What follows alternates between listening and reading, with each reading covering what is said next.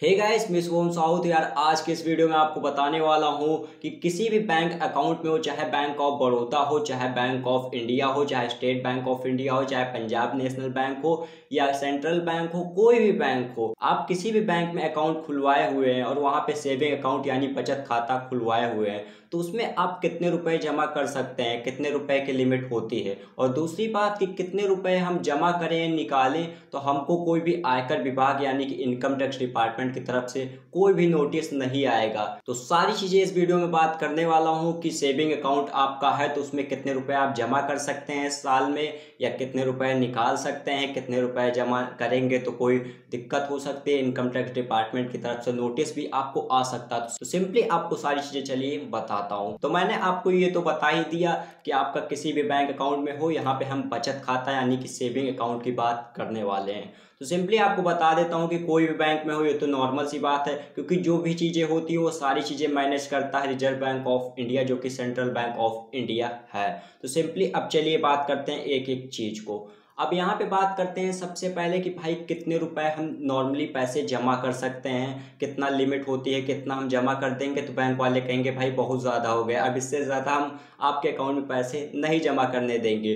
तो आपको ये साफ साफ एक बता देना चाहूँगा कि इसमें कोई भी लिमिट नहीं होती है। यानी कि आप पैसे मतलब कि सेविंग अकाउंट अपना खुलवाए हैं, बचत खाता यानी कि जो भी आपका बच रहा है उसको आप वहाँ पे जमा कर रहे हैं। तो आप चाहे 10,000 रुपये, जैसे आप हाउस वाइफ हैं या स्टूडेंट हैं या सैलरीड हैं, बिजनेस पर्सन लोग करंट अकाउंट खुलवाते हैं नॉर्मली, और नॉर्मल लोग जो होते हैं हाउस वाइफ या सैलरीड होते हैं, स्टूडेंट होते हैं, ये लोग नॉर्मली क्या कहते हैं सेविंग अकाउंट आपका खुलवाते हैं।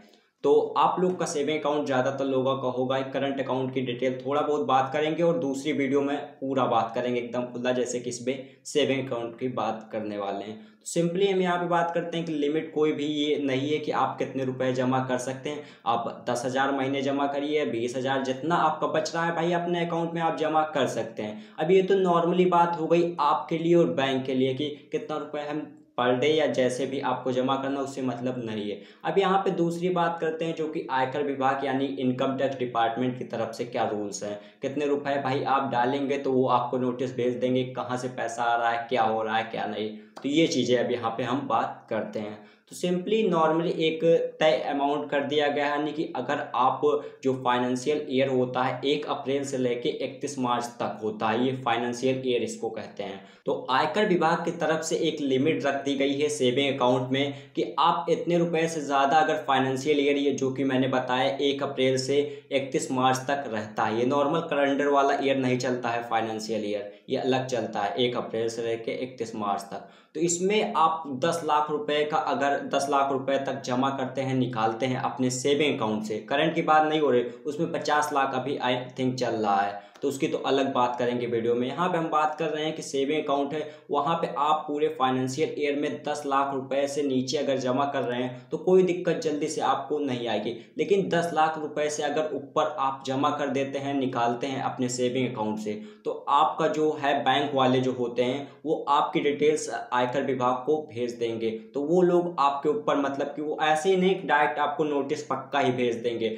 वो पूरा चेक करेंगे, पिछला आपका जो भी है आपका इनकम टैक्स का रिटर्न जो भी है वो सब चेक करेंगे, जितनी चीज़ें हैं उनको देखने के बाद आपको वो भेज सकते हैं, पक्की कोई चीज़ नहीं रहती है। तो अगर आपकी भी सैलरी ज़्यादा है और सेविंग अकाउंट आपका खुला हुआ है तो नॉर्मली आप 10 लाख रुपए से अगर ऊपर का कर रहे हैं, फाइनेंशियल ईयर में लेन देन कर रहे हैं, उसमें से निकाल रहे हैं, जमा कर रहे हैं, तो आपको दिक्कत बाद में हो सकती है। अब दिक्कत कैसी होगी, नॉर्मली बात करें यहाँ पे, जैसे कि कोई बंदा है जो कि सैलरीड पर्सन है, कैसा भी है वो, जैसे आप 10,000 रुपये कमा रहे हो, 50,000 रुपये कमा रहे हो, 1,000 रुपये कमा रहे हो, एक जेन्युइन जो आपका सोर्स है वो एकदम जेन्युइन सोर्स है, तो उसमें कोई दिक्कत आपको होने वाली नहीं है। आप भाई पैसे कमा रहे हो, आप वहाँ पे जमा कर रहे हो, अब जो भी होता है उसका आप टैक्स नॉर्मली भरेंगे।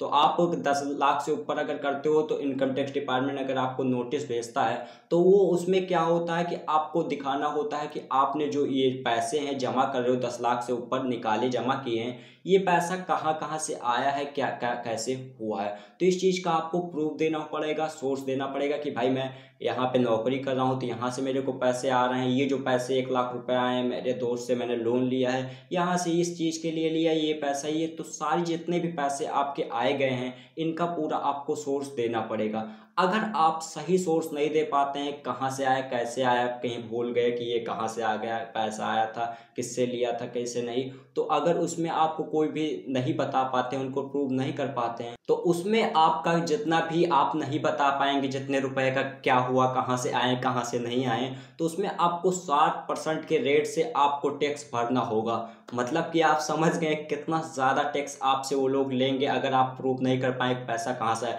चाहे वो पैसा आप सही जगह से लाए हों लेकिन भूल गए होंगे।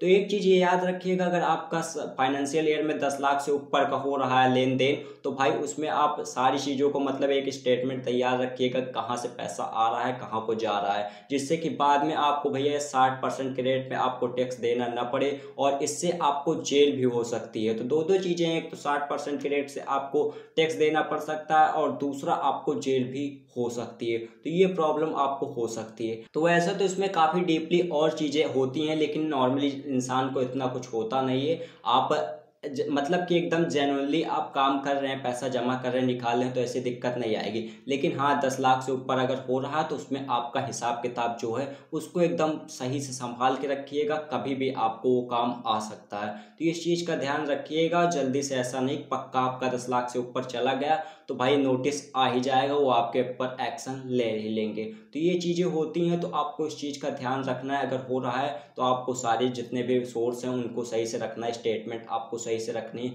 कहाँ से पैसा आया कहाँ से गया।